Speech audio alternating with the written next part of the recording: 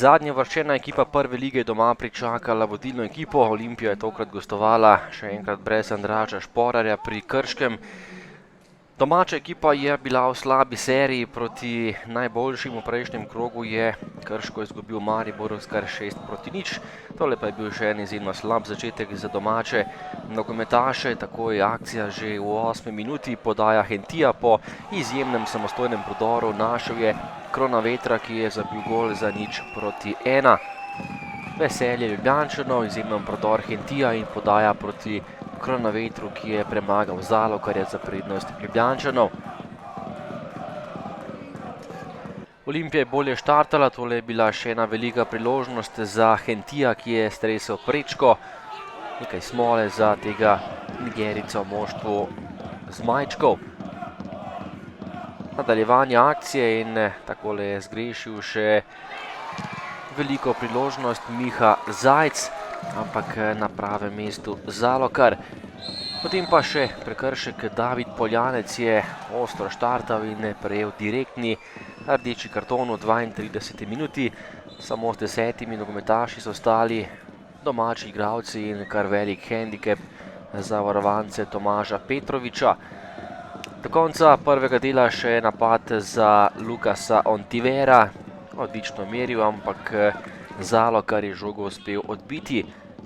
V sodniškem podaljšku prvega polčasa pa še velika priložnost za Volariča. Takole podaja z leve. Pavič je streljal po podaji Volariča in ostala je pri prednosti gostov 0-1. Kmalu v drugem polčasu prva priložnost za Žinka, obramba še lige.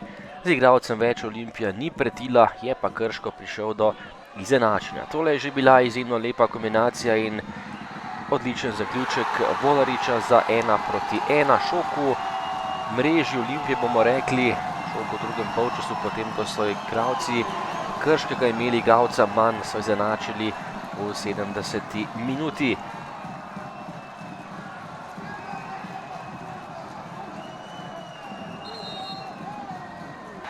Nov napad za Krško, tole je bila priložnost po protinapadu in prekršek za 11-metrovko. Lepo je potegnil in preigraval Štefanac in iztržil 11-metrovko za domače nogometaše. K žogi je stopil izkušeni Luka Žinko in težav ni imel. 2-1 za Krčane in pravi preobrat v Krškem. V pičlih 5 minutah je Krško spreobrnil izid z igralcem manj. Po koncu dvoboja še v sodniškem podaljšku priložnost Hentija, odlična obramba Zalokarja in še zadnja priložnost po predložku Hentija je bil sam pred vrati Kronaveter, gola pa tokrat ni bilo in Krško je zabeležil še eno veliko zmago pred domačimi gledalci. To je bila zmaga za Krčane, nepričakovana, ampak ob koncu prvenstva poraz Olimpije, ki je padla v nekoliko slabšo serijo in lahko so Ljubljančani veseli, da je konec tega prvega dela prvenstva.